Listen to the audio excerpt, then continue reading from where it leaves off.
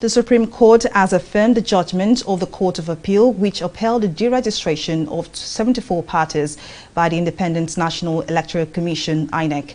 In February 2020, INEC deregistered the National Unity Party, NUP, and 73 others over poor performance in the last 2019 general election. But the affected parties sought to overturn the ruling at the Federal High Court in Abuja before proceeding to the Appellate Court. In the judgment delivered on Friday by Justice Adamu Joro, the Apex Court upheld the ruling of both courts, saying the deregistration was done in line with the laws and compliance with the extant provisions of the Constitution and Electoral Act. Now, Evans UFELI, a legal practitioner, joins us via Skype to take a look at the issues. Thank you very much for joining us on News Now. What do you make of the Supreme Court's judgment on Oyo and Katsina states? Yeah, on the Supreme Court judgment on Oyo, it is quite clear from the outset that a governor does not have such rights to dissolve a democratically elected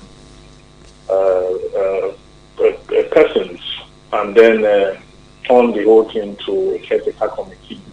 Nigeria practice what they call democracy. And in a constitutional democracy, there are processes and procedures upon which people get into office. And these processes and procedures are laid down in laws, and they are in black and white. So anyone who introduces a process other than what is recognized by law will definitely have such action or inaction repudiated by the court of law, and that is exactly what has happened. People have to donate their mandate to determine who will lead them in every democratic engagement. So once this allegiance is collectively donated to elect a person, that person becomes the leader of the larger society. So, but where one man comes up and then dissolve that process, and then create something very strange and pick people undemocratically and appoint them to lead their constituency without the mandate of the people, then that is itself an aberration. It is arbitrary. It cannot stand the test of time, and that is why the Supreme Court, with a strong language, has gone out to state the fact clearly that you cannot have such kind of arrangement in the democratic engagement. Now, let's talk about the deregistration of the political parties. Don't you think this is against the freedom of association of citizens and rights to take part in the political process?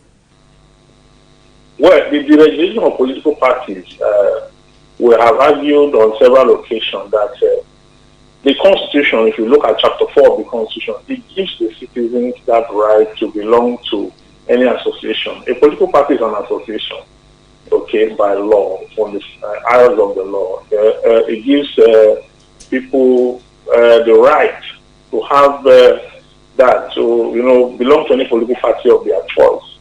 And at no point did the law, even though the Fourth Alteration had a provision, if it wants to sit or thereabout, where INEC was mentioned as having the powers to deregister political parties. And that has been contested from the Court of Appeals down now to the Supreme Court. But the argument still remains that Nigerians, from the law that set out the fundamental objective and directive principles of state policy, that's in Chapter 2, and then the fundamental rights in Chapter 4. Specifically, the fundamental rights in Chapter 4 have made a provision for individuals to belong to political parties of their choice or associations of their choice.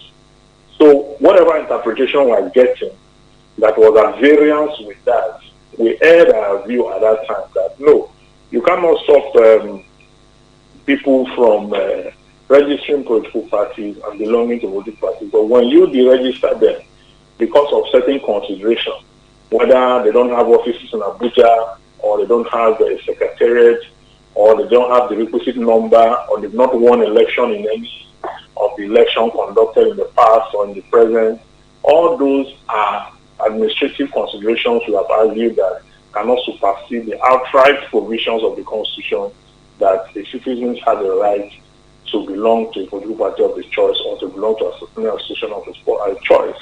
So that has been the argument up until the court started giving judgment and counter judgment until we got to this point.